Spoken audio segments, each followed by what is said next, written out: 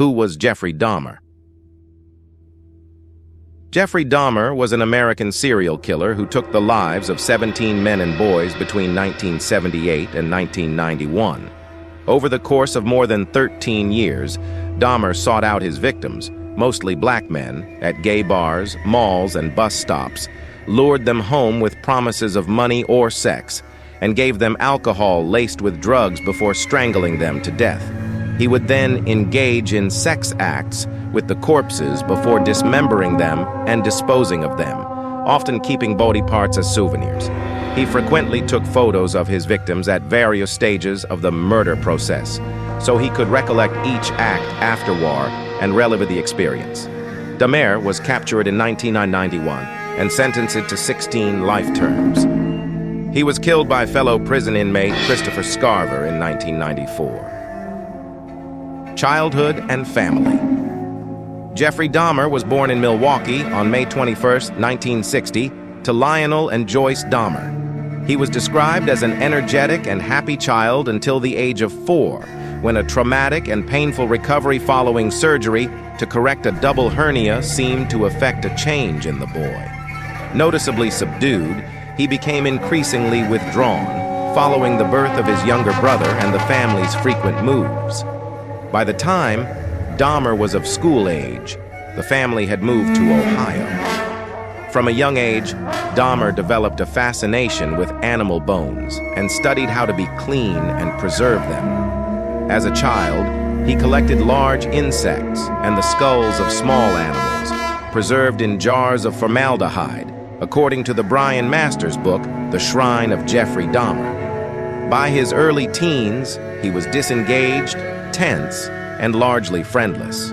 Dahmer claims that his compulsions toward necrophilia and murder began around the age of 14, but it appears that the breakdown of his parents' marriage and their acrimonious divorce a few years later might have been the catalyst for turning these thoughts into actions. His parents' numerous arguments and the constant tension in the house made Dahmer question the solidity of his family and life, according to Masters. Dahmer also started drinking at age 14, and by the time of his first killing at age 18, his alcohol consumption had spun out of control. He dropped out of Ohio State University after 1/4 term, and his recently remarried father insisted that he join the Army. Dahmer enlisted in late December 1978 and was posted to Germany shortly thereafter. His drinking problem persisted, and in early 1981, the Army discharged him. Although German authorities would later investigate possible connections between Dahmer and murders that took place in the area during that time, it is not believed that he took any victims while serving in the armed forces. Following his discharge, Dahmer returned home to Ohio. An arrest later that year for disorderly conduct prompted his father to send Dahmer to live with his grandmother Catherine Dahmer in Wisconsin, but his alcohol problem continued, and he was arrested the following summer for indecent exposure. He was arrested once again in 1986 when 2 boys accused him of masturbating in front of them. He received a 1-year probationary sentence. First 4 victims. Dahmer murdered 17 men between 1978 and 1991. He was careful to select victims on the fringes of society who were often itinerant or borderline criminal, making their disappearances less noticeable and reducing the likelihood of his capture. He lured them to his home with promises of money or sex, then strangled them to death. He engaged in sex acts with their bodies and kept body parts and photos as souvenirs. His most popular nicknames, the Milwaukee Cannibal and the Milwaukee Monster, reflect his heinous crimes. Dahmer's first murder occurred just after graduating from Revere High School in June 1978, when he picked up an 18-year-old hitchhiker named Stephen Hicks and took him home to his parents' house. Dahmer proceeded to get the young man drunk, and when Hicks tried to go, Dahmer said, "I didn't want him to leave." Dahmer killed him by striking him in the head and strangling him with a barbell. Dahmer dismembered Hicks's corpse, packed the body parts in plastic bags, and buried them behind his parents' home. He later exhumed the remains, crushed the bones with a sledgehammer, and scattered them across a wooded ravine. It wasn't until September 1987 that Dahmer took his second victim, Stephen Tuomi. They checked into a hotel room and drank, and Dahmer eventually awoke to find Tuomi dead, with no memory of the previous night's activities. He later told police he intended to drug Tuomi but not kill him, and he could not believe this had happened. Dahmer bought a large suitcase to transport Tuomi's body to his grandmother's basement, where he dismembered and masturbated on the corpse before disposing of the remains. He kept Tuomi's head, which was wrapped in a blanket, for weeks after the murder. Dahmer later said that after Tuomi's killing, his obsession with killing went into full swing, and he didn't even try to stop it after that. He killed 2 more victims at his grandmother's house before she forced him to move out in 1988. She had no knowledge of his crimes, but was tired of his drinking, his tendency to bring young men to her house, and the foul smells occasionally coming from her basement, according to Masters. Sexual assault charges and sentence. In September 1989, about a year after moving into his new apartment, Dahmer lured a 13-year-old Laotian boy to his house, claiming he wanted to take nude photos of him. This resulted in charges of sexual exploitation and second-degree sexual assault for Dahmer.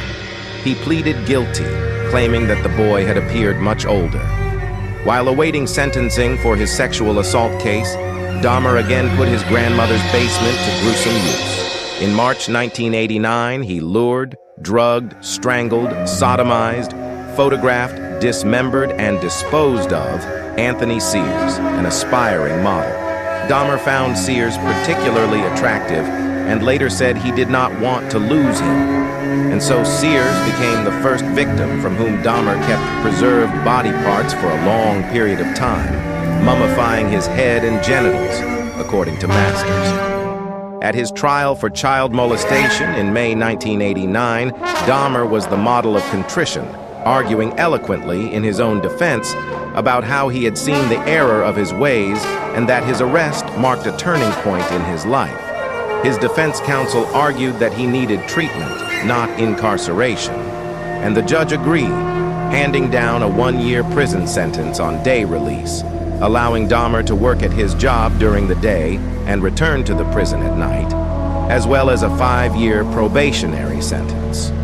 Years later, in an interview with CNN, Lionel Dahmer stated that he wrote a letter to the court that issued the sentence, requesting psychological help before his son's parole. However, Dahmer was granted an early release by the judge after serving only 10 months of his sentence.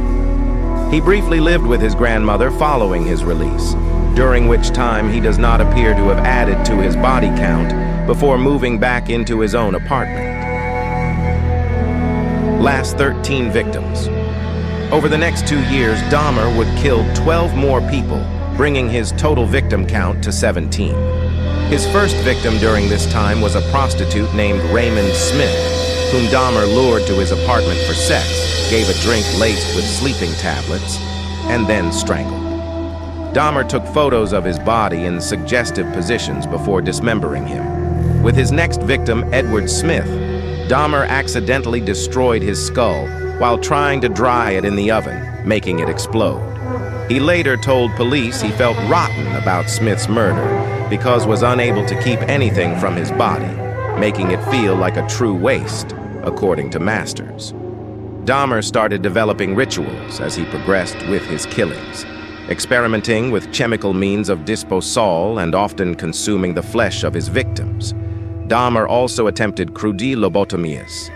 He drilled it into the skull of his 11th victim, Errol Lindsay, while he was still alive, and injected him with muriatic acid.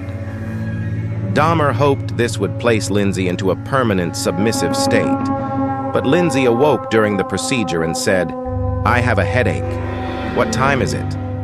So Dahmer strangled him. On May 27, 1991, Dahmer's neighbor, Sandra Smith, called the police to report that an Asian boy was running naked in the street. When the police arrived, the boy was incoherent, and they accepted the word of Dahmer, a white man in a largely poor black community, that the boy was his 19-year-old lover. In fact, the boy was 14 years old and was, unbeknownst to Dahmer, the younger brother of the Laotian teen Dahmer had molested 3 years earlier. The police escorted Dahmer and the boy home. Clearly not wishing to become embroiled in a homosexual domestic disturbance, they took only a cursory look around before leaving. According to Dahmer, an officer peeked his head around in the bedroom but didn't really take a good look, and then left after telling Dahmer to take care of the boy, according to Masters. Once they left the scene, Dahmer injected hydrochloric acid into the boy's brain, killing him. Had the police conducted even a basic search, they would have found the body of Dahmer's 12th victim, Tony Hughes. Dahmer killed 4 more men before he was finally arrested. One of his last victims was Oliver Lacey, 24, whose body Dahmer had sex with before dismembering the corpse. He kept Lacey's head and heart in his refrigerator and his skeleton in a freezer. Dahmer's arrest. Dahmer's killing spree ended when he was arrested on July 22, 1991. The body parts found in Dahmer's refrigerator and Polaroid photographs of his victims became inextricably associated with his notorious killing spree. 2 Milwaukee police officers were led to Dahmer when they picked up Tracy Edwards, a 32-year-old black man who was wandering the streets with handcuffs dangling from his wrist. They decided to investigate the man's claims that a weird dude had drugged and restrained him. They arrived at Dahmer's apartment, where he calmly offered to get the keys for the handcuffs. Edwards claimed that the knife Dahmer had threatened him with was in the bedroom. When the officer went in to corroborate the story, he noticed Polaroid photographs of dismembered bodies lying around. Dahmer was subdued by the officers, after which he muttered the words, "For what I did, I should be dead," according to Masters. Subsequent searches revealed a head in the refrigerator, 3 more in the freezer, and a catalog of other horrors, including preserved skulls, jars containing genitalia, and an extensive gallery of macabre Polaroid photographs of his victims. Dahmer later said he had planned to build a private altar from his victims' skulls, adorned with incense sticks and globe lights. He hoped the altar would be a place where I could feel at home, according to Masters. Dahmer's trial began in January 1992. Given that the majority of Dahmer's victims were black, there were considerable racial tensions, so strict security precautions were taken, including an 8-foot barrier of bulletproof glass that separated him from the gallery. The inclusion of only 1 black person on the jury provoked further unrest, but was ultimately contained and short-lived. Lionel Dahmer and his second wife attended the trial throughout. Dahmer initially pleaded not guilty to all charges, despite having confessed to the killings during police interrogation. He eventually changed his plea to guilty by virtue of insanity. His defense then offered the gruesome details of his behavior as proof that only someone insane could commit such terrible acts. The jury chose to believe the prosecution's assertion that Dahmer was fully aware that his acts were evil and chose to commit them anyway. On February 15, 1992, they returned after approximately 10 hours deliberation to find him guilty but sane on all counts. He was sentenced to 15 consecutive life terms in prison, with a 16th term tacked on in May. Dahmer reportedly adjusted well to prison life at the Columbia Correctional Institution in south-central Wisconsin, though he was initially kept apart from the general population. He eventually convinced authorities to allow him to integrate more fully with other inmates. He found religion in the form of books and photos sent to him by his father, and he was granted permission by the Columbia Correctional Institution to be baptized by a local pastor. Death. Dahmer was killed on November 28, 1994, by his fellow prison inmate, Christopher Scarver. In accordance with his inclusion in regular work details, Dahmer was assigned to work with two other convicted murderers, Scarver and Jesse Anderson. After they had been left alone to complete their tasks, guards returned to find that Scarver had brutally beaten both men with a metal bar from the prison weight room. Dahmer was pronounced dead after approximately 1 hour. Anderson died from his injuries days later. A prison guard claimed that shortly after the murders, Scarver, who was believed to be schizophrenic, said, "God told me to do it." In 2015, Scarver spoke to the New York Post about his reasons for killing Dahmer. Scarver alleged that he was disturbed not only by Dahmer's crimes, but by a habit Dahmer had developed of fashioning severed limbs from prison food to antagonize other inmates. After being taunted by Dahmer and Anderson during their work detail, Scarver said that he confronted Dahmer about his crimes before beating the two men to death. He also claimed that prison guards allowed the murders to happen by leaving them alone. Catherine Lacey, the mother of Dahmer's victim, Oliver Lacey, said his death brought her no closure. The hurt is worse now because he's not suffering like we are. Jeffrey Dahmer's house. In 1996, following Dahmer's death, a group of Milwaukee businessmen raised more than $400,000 to purchase the items he used for crimes, including blades, saws, handcuffs, and a refrigerator to store body parts. They promptly destroyed them in an effort to distance the city from the horrors of Dahmer's actions and the ensuing media circus surrounding his trial. In August 2012, nearly 2 decades after his death, it was reported that Dahmer's childhood home in Bath, Ohio, where he committed his first murder in 1978 and buried his victim's remains, was on the market. Its owner, musician Chris Butler, stated that the property would make a great home as long as the buyer could get past the horror factor. The house was removed from the market, is believed to still be owned by Butler as of 2022. Pop culture depictions. Several well-known books have been written about Dahmer, including The Jeffrey Dahmer Story, An American Nightmare, 1991, by Donald A. Davis, and The Shrine of Jeffrey Dahmer, 1993, by Brian Masters. Dahmer was portrayed by Jeremy Renner in the film Dahmer 2002, which featured Bruce Davison as Dahmer's father, Lionel. The film My Friend, Dahmer 2017, starring Ross Lynch in the title role, was based upon a graphic novel by cartoonist John Durf Backdurf, who had been friends with Dahmer in high school. The 2012 documentary The Jeffrey Dahmer Files included fictionalized reenactments of Dahmer's life, with Andrew Swant portraying him, along with real-life interviews with people involved with his cases. Several other documentaries have been produced about Dahmer as well.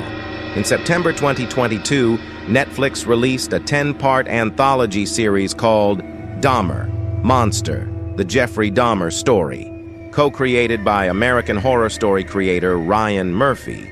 The series starred Evan Peters as Dahmer and highlighted incidents in which Dahmer was nearly apprehended before his arrest, with a particular focus on how police incompetence allowed him to extend his killing spree.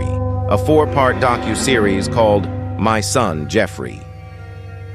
The Dahmer Family Tapes begin streaming on September 18, 2023 on Fox Nation. It includes never-before-released audio recordings of Dahmer, including phone conversations he had with his father, Lionel, while in prison. According to Court TV, Dahmer said in one recording that he fully intended to keep killing if he hadn't been captured. "I was so wrapped up in what I was doing. I felt I was going to continue doing that for the rest of my life." In other recordings, Lionel asked if he has tried praying to God, and Dahmer replied he hadn't because it made him feel uncomfortable.